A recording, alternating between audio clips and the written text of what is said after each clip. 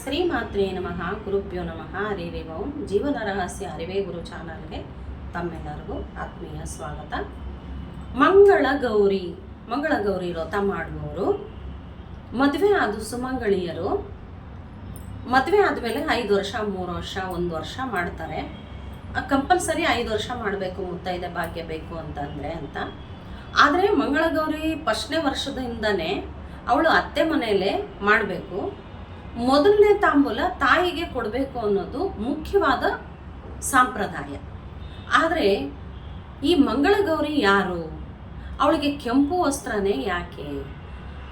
ಕೆಂಪು ವಸ್ತ್ರ ಅವಳ ಅಂಗಾರಕನಿಗೆ ಹಳದಿ, ಅಂದರೆ ಅವಳದ ತಾಳಿಗೆ ಹಾಕ್ತೀವಲ್ವಾ, ತಾಳಿಗೆ ಅವಳ ಕೆಂಪು ಅವಳ ಧರಿಸ್ತೀವಿ ಅಲ್ವಾ. ಮಾಂಗಲ್ಯ ಧಾರಣೆ ಮಾಡಿದ್ದಾದ್ಮೇಲೆ ಅವಳು ಇದನ್ನ ದೀಕ್ಷೆಯ ಥರ ಹಿಡ್ಕೊಂಡು ಬಂದಿದ್ದಾಳೆ ಅಂತ ಹೇಳಿಬಿಟ್ಟು ಮಾಂಗಲ್ಯ ಧಾರಣೆ ಆಗುತ್ತೆ. ಇದು ಸ್ತನಗಳ ಪ್ರತೀಕ. ಇದು ಅತ್ತೆ ಮನೆಯವರೊಂದು, ತಾಯಿ ಮನೆಯವರೊಂದು, ಅಂದರೆ ಇದು ಒಂದು ಭಾಗ ಅದು ಒಂದು ಭಾಗ ಅಂತ ಹೇಳೋದಕ್ಕೆ. ಇದು ಮಾಂಗಲ್ಯ ಸೌಭಾಗ್ಯವನ್ನು ಕಾಪಾಡಬೇಕು ಅಂತಂದರೆ ಅಮ್ಮ ತಾಯಿನ ಇಲ್ಲಿಗೆ ಕರೆಸ್ಕೊಂಡು ಆ ತಾಯಿ ಆಶೀರ್ವಾದ ನೀನು ಪಡಿಬೇಕು ಅಂತ ಹೇಳಿಬಿಟ್ಟು ಅವಳು ಮಂಗಳಗೌರಿ ವ್ರತ ಮಾಡ್ತಾಳೆ. ಕೆಂಪು ವಸ್ತ್ರ ಏನಕ್ಕೆ ಅಂದರೆ ರಕ್ತಕ್ಕೆ ಪ್ರತೀಕ. ಅಂದರೆ ಅವಳಿಗೆ ತಾಯಿ ಪ್ರತಿರೂಪವಾಗಿ ಮಗಳು ಇರ್ತಾಳೆ.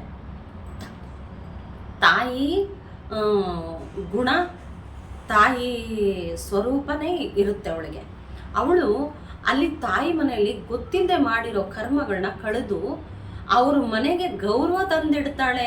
ಅದಕ್ಕಾಗಿನೇ ಮಂಗಳ ಗೌರಿ ಅಂದರೆ ಆರ್ತಿಗೊಬ್ಬ ಮಗಳು, ಕೀರ್ತಿಗೊಬ್ಬ ಮಗ ಅಂತ ಹೇಳಿಬಿಟ್ಟು ನಮ್ಮ ಉದ್ಧಾರಕ್ಕೆ ಗೌರವ ತಂದಿಡೋದಕ್ಕೋಸ್ಕರನೇ ಅದಕ್ಕೆ ಗೌರಿ ಅಂತ ಕರೆದಿದ್ದಾರೆ.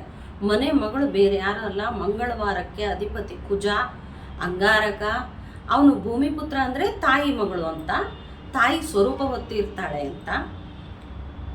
ಕುಜ ಅಂದರೆ ಕುಜ ಏನು ಮಾಡ್ತಾನೆ? ಕುಜ ದೋಷ ಇದ್ರೆ ಮದುವೆ ಆಗಲ್ಲ. ಈಗ ಮಗಳಿಗೇನಾದರೂ ಮಗಳನ್ನ ಮದುವೆ ಮಾಡಿ ಕೊಡ್ತೀರಾ, ಅವನು ಸರಿ ಇಲ್ಲ, ಅದು ಸರಿ ಇಲ್ಲ, ಇದು ಸರಿ ಇಲ್ಲ, ಮಗಳ ಮನೇನ ನೀವು ಎತ್ತೆಣಿಸ್ತಾ ಹೋಗ್ತೀರಾ, ಕುಜ ದೋಷ ಶುರುವಾಯಿತು ನಿಮಗೆ. ನಿಮ್ಮ ಮನೆಗೆ ಗಂಡು ಮಕ್ಕಳಿದ್ರೆ ಮದುವೆ ಆಗೋದೇ ಇಲ್ಲ. ಇದಕ್ಕೆಲ್ಲ ಕಾರಣ ಯಾರು?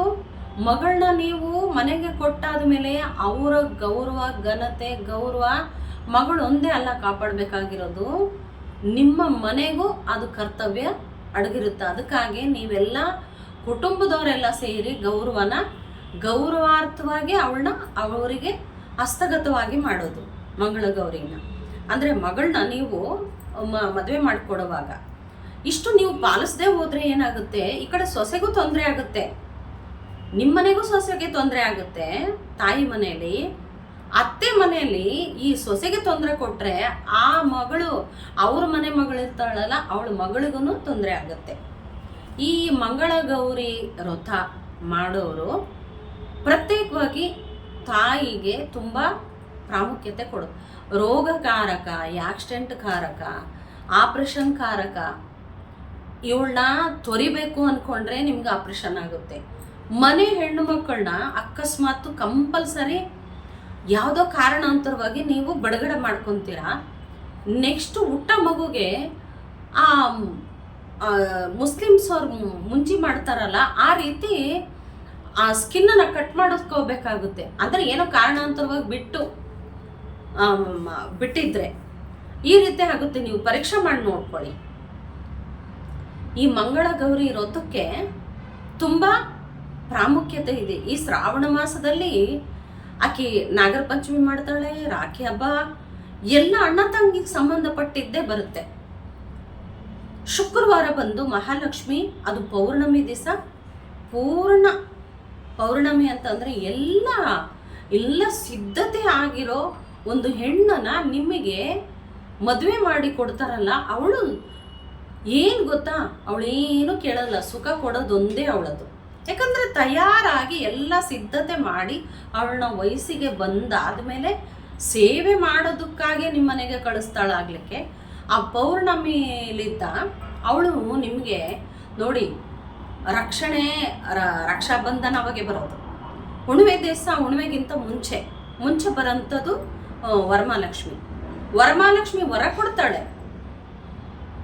ಅಲ್ವಾ? ಅವಳೆಲ್ಲ ಇನ್ನು ವರ ಕೊಡೋಕ್ಕೆ ಬರೋದು. ನಿಮ್ಮನೆ ವಂಶ ಬೆಳಗೋಕೆ, ನಿಮ್ಮನೆ ಉದ್ಧಾರ ಮಾಡೋದಕ್ಕಾಗಿ ತನ್ನ ಮನೆಯನ್ನು ತೊರೆದು ಬರ್ತಾಳೆ. ಅವಳು ಶ್ರೀಲಕ್ಷ್ಮೀ ದೇವಿ, ಅವಳು ವರಲಕ್ಷ್ಮೀ ದೇವಿ.